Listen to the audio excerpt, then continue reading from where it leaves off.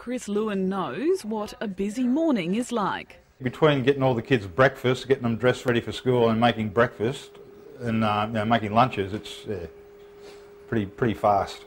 With 8 kids aged 2 to 19 to feed, convenient snacks are a must for lunchboxes. High on the list, those pre-packaged fruit treats. We're thinking they're going to get a bit of fruit. If they don't eat their apple or their orange, we know they're going to get the roll up into them at least. Chris, I'm afraid there are 2 ladies who are about to spoil the party. Dietitian Julie Gilbert is the bearer of the bad health news. It's like feeding your kids sugar. And budget queen Michelle House has done the sums and they don't add up. You could get 10 kilos of mandarins for that price.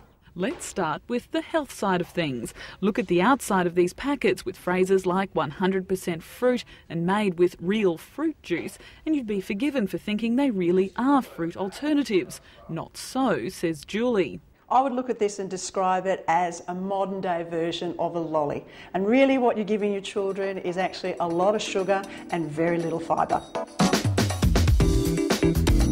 So just how much sugar is in these treats? If you're looking at the roll-up, this is the equivalent of 1 teaspoon of sugar. If you're going to compare that to the fruit flakes, this has got 3 teaspoons of sugar in it.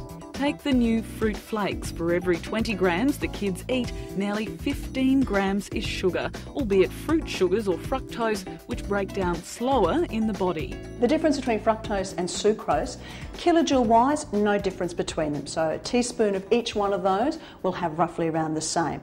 The news has left a sour taste in Dad Chris's mouth. I think it's really sneaky. It should say on the packaging sugar with a bit of fruit.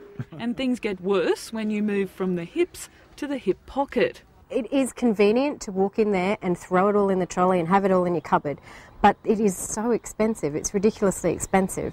Michelle House from secretbudget.net says you'll be amazed when you work out how much these treats cost per kilo when compared to real fruit.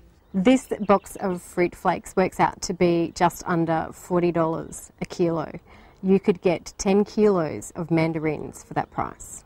The noughts and crosses roughly works out to be around $32 a kilo, and considering that bananas are $2.79 a kilo, that's a lot of bananas that you could buy.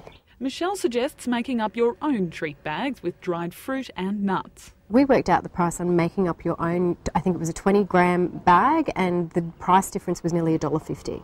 But the best option of all, of course, is fruit, and our dietitian has some simple suggestions to get the kids eating the real thing.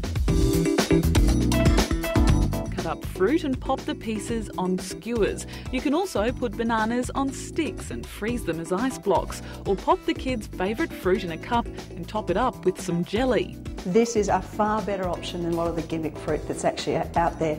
It worked for Chris. While his kids usually like fruit treats, given the choice, most of them grabbed a fruit kebab first.